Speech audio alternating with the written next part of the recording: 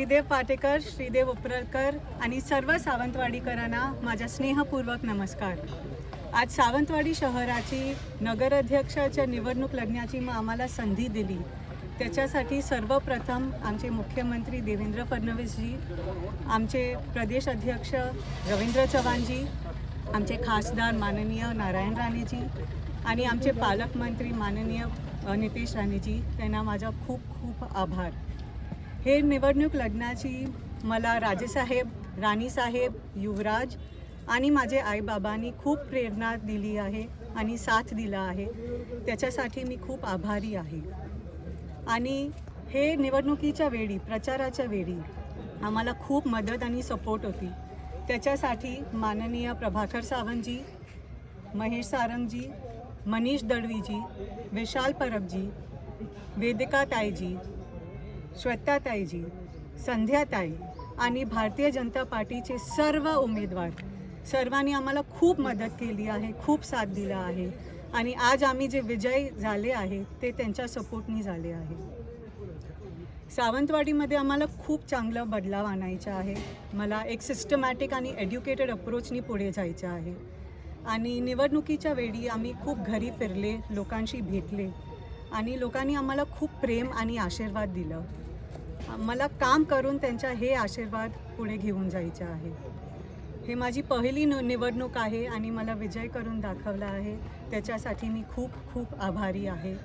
आणि सर्वप्रथम आपण सर्व मीडिया हाऊसेसना आपण दिवस रात हे प्रचारमध्ये आपण खूप सपोर्ट आणि काम केलं आहे, त्याच्यासाठी मी आपले आभारी आहे।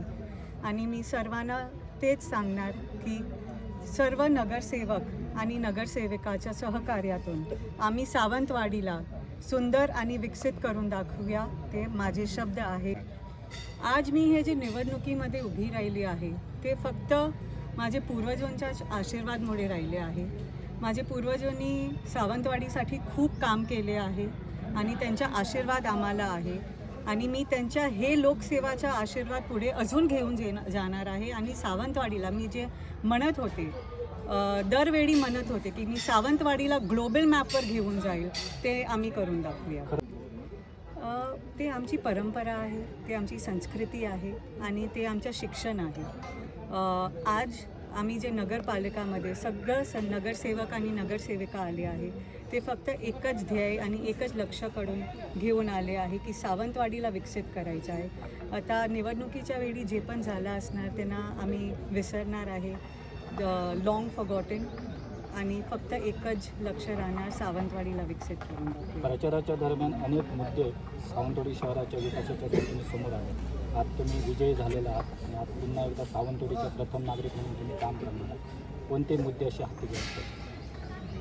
तर जे पण मुद्दे आम्ही आमचे भारतीय जनता पार्टीच्या लेटरमध्ये आम्ही सांगितलं आहे ते आमच्या सगळं लक्षामध्ये आहे। आम्ही सर्वांनी बसून ते सगळे लिस्ट केले आहे, कारण निवडणुकीच्या वेळी आम्ही खूप लोकांच्या घरी गेले, त्यांच्याशी बोलले आणि सावंतवाडीची परिस्थिती बघून आम्हाला लागलं की आता गरजेचं आहे की आपले बेसिक नेसेसिटीज जे आहे, जे आम्ही अगोदर पण सांगत होते की वॉटर ड्रेनेजचा प्रॉब्लेम आहे, वेस्ट डिस्पोजलचा प्रॉब्लेम आहे, गटर्स आपले उघडे आहे, हॉस्पिटलची खूपच गरज आहे सावंतवाडीमध्ये, ते बेसिक नेसेसिटी जे आपले लोकांना नाही भेटत ते कसं आपण करूया आणि ते बघून अजून डेव्हलपमेंट पण पुढे बघून जायचं आहे। तर सावंतवाडीला टुरिझम कसं आपण वाढवूया, आपला रोजगार कसं वाढवूया, ते सगळ्यांवर आमचा ध्येय। ते आमच्यासाठी खूप अभिमानची गोष्टी आहे की आमचे महिलांना इतकी सपोर्ट भेटला आहे आणि हे काम आम्ही फक्त महिला नाही, महिला पुरुष सर्व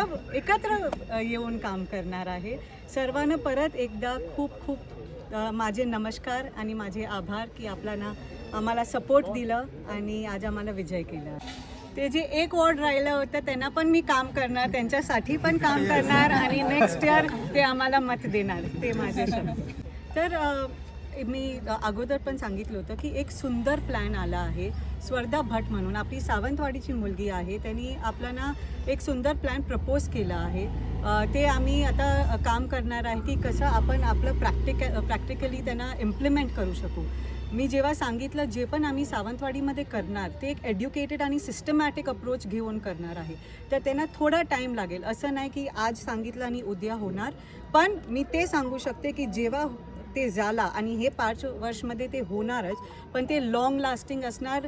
पुढच्या आपले 30 वर्ष आपले सेव्ह होऊन जाणार. फक्त ते 2 वर्षाच्या कामसाठी नाही, पण 30 वर्षाच्या विजयासाठी आम्ही करणार.